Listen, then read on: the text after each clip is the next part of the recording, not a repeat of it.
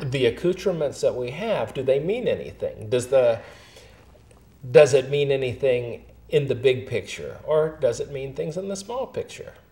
Does it have meaning of itself, or is it just meaning we lend to it in the physical world? Anything, right? Not just anything. a Mercedes, if it's the house or anything. I feel it's the security we get from it, or it's the prop, it's the support I take from it. It's let's say if I lack a little self-respect, and my self-respect is based on I am this successful or I have this house, right? Then that makes it so much more, the house has a different meaning, but it has nothing to do with my life. Yes, it has meaning as long as it's there, and then it doesn't have meaning after it's so gone. it's the prop. So in that case, meaning is the way we're discussing it there, not with the capital M. It's kind of developmental, because what's meaningful to a 5-year-old versus a 15-year-old versus a 25-year-old versus an 85-year-old, I would think would be different. I'm pretty certain they're different in terms of the small things, like the 5-year-old wants ice cream. Actually, I want ice cream. No, as it goes up farther and farther, it might be security for the family. It might be to be a good parent or something like that. Does that match? Yeah, I feel all of that's important. To security for the family, a good parent, all of that is important. But a meaningful life, I think, is kind of different from that. So you're going to, with a capital M, unmeaningful life. Yeah. If I am a good parent, that will be a small part of having a meaningful life, or cultivating a meaningful life. But that's not the only part that's going to let me do it. So having peace, love, simplicity, as you said before, that sounds like it's meaningful. The real meaningfulness is inside out proposition as opposed to outside in. My toys give me meaning. It is not as valuable as the meaning of my life is the peace, the love, the relating to others, and so on. Is that? Yeah, and I was also thinking there are a few other factors that would help me have meaning, is if I do things from my heart. I'm not doing it because someone else is doing it. Nice. You know, I'm not having this house because I'm keeping up with the Joneses. Right. Or I'm not competing with anyone. And so also I think there's a slight difference between you doing something because someone else is doing it and also competing, that I want something better than them. So, that competing in meaning is an interesting thing.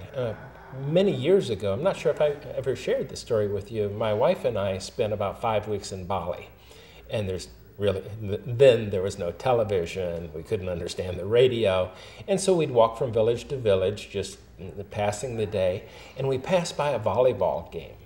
And these were 19, 20-year-old young men playing really good volleyball. And we sat and we watched them. It was literally the best game in town.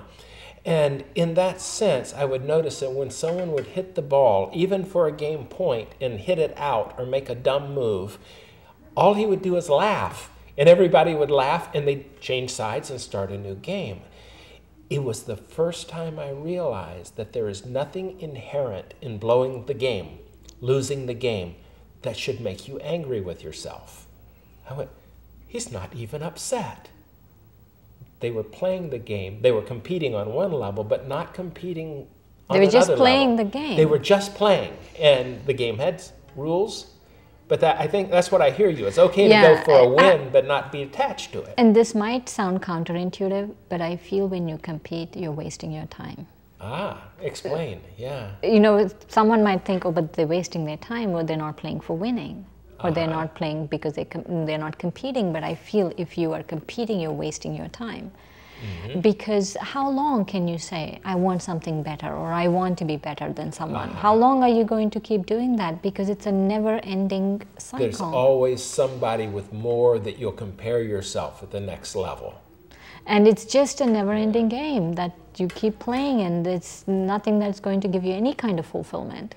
So what I'm hearing you say now is, part of having a meaningful life is not getting addicted to the game of more, which is the basis of the type of competition you're talking about. Yeah. So being... Or I should be better than someone, or in I any should- way. Yeah. So part of this is, I mean, we're souls walking around in animal bodies. Part of it is the mating game. Part of it is finding the husband, the wife that will, you know, be our mates through life. I mean, does that not feel kind of like competition? No, actually, I feel if you're really yourself, the right things and the right people will come to you. Which is sort of like, there's a country and western song that says sometimes the best blessing you can have is God saying no. Thank goodness I didn't get that particular person I wanted. Well, okay, I'm getting that now. So having a meaningful life has something to do with the appreciation of where you are and being the best you can be in spite of what other people are being. Is that... Yeah, there are a couple of other aspects. I feel also having a meaningful life, you need to understand your mind. And there are three aspects to the soul, but a couple of, I'll explain the two aspects. One is the mind, and one is the intellect, or the understanding and the awareness. And so both are important. And my mind should be completely, what lends meaning is if I am able to focus on stilling the mind, on controlling the mind, that I'm a master of the mind. And so the mind is not subject, my mind is not running everywhere based on what someone says, because the mind is under the influence of someone else's words at that point, and that happens a lot. Someone said that, and my mind is under the influence of what that person said, or a group of people said. And so to be able to still it, to the point where I am able to see what is really within, the beauty within. And so there are a number of jewels hidden in the soul.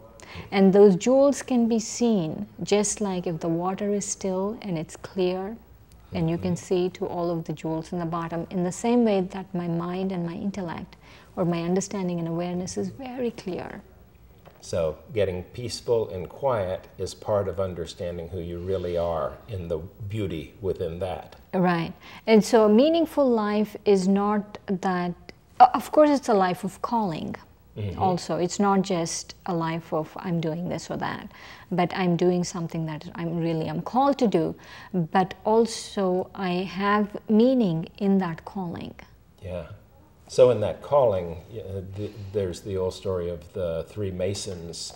One of them is building, excuse me, one of them is laying bricks, the next is building a wall, constructing a wall, and the third is building a cathedral for the glory of God. And they're on the same job site. So in the calling is, my life is an art form for something greater. Maybe a grander purpose that I believe in. And so there are two aspects to this. So the person who's, the mason that said, I'm building a cathedral for the glory of God, that there's a personal mission for him, that there is this feeling that he's getting fulfilled. That is one aspect, and also the other aspect is I'm doing something useful for the glory of God. There's the other aspect. And so now I feel mostly people do personal expression. I'm doing this as my personal expression. Art is a personal expression. It doesn't have anything to do with this. I'm doing art to glorify God or use for something else, but more as a personal expression. So many people, though, I believe, have a sense of my purpose is to do something, and I'm part of that purpose, whether it's in their church, whether it's in their helping people in other countries. Doctors Without Borders, I feel, are women and men that have incredible hearts and need to help others.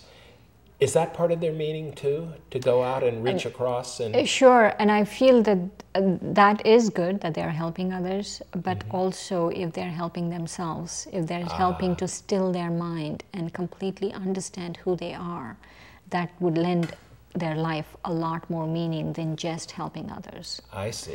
It's not enough to just help others.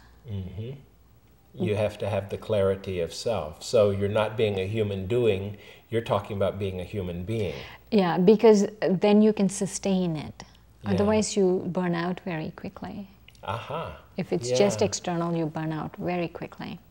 So even in the high pressure thing of going in and helping others, take Haiti, for example, there still needs to be that quietness of reflection and the connection. Yeah, I'm not saying either or. Both Right. are important, but it shouldn't be either one exclusively. So but that does beg the question of the hermit who goes out into the wilderness and just stays and meditates and prays all the time, because that still could be quieting and getting down without. I actually have a personal opinion about that. Good. And that personal opinion is because of their internal work, their being is serving. Ah. Just by them being is serving the So world. there's a radiance of sorts that. People need, the world needs people like that. Uh-huh. The world needs people who are going to uphold the world vibrationally like that. Yeah. Actually, India is famous for having people like that go out into the wilderness for some 30 years, and sometimes are called back into service with what they've learned. Even if they don't come back, just by them being there in the wilderness, by the fact that they are pure, the fact that they are stilling their mind, the fact that they're able to, that internal work makes them. David so Hawkins in Power versus Force and other books in that vein would totally agree with you that of the higher and higher consciousness people, that they really balance out much of the less. Just a few of them actually are able to hold the world. Yeah. So they're having a meaningful life almost on a whole other plane than where we have a meaningful life by maybe smaller vibrational pieces. Can your vibration improve over one lifetime? Sure, definitely. Especially now, I feel there are two things about this age. It's an age of redemption, that everything you've done wrong, it gets cleaned. It gets cleaned. That's one. And the other one is that it's the age of possibility. You can dream the biggest dream for yourself now and really live it. But the foundation of that, I'm hearing you say, is being very quiet and clear and simple in your own intention. Is that right? Yes. Okay. So within that, is it possible to be that person and build a great empire?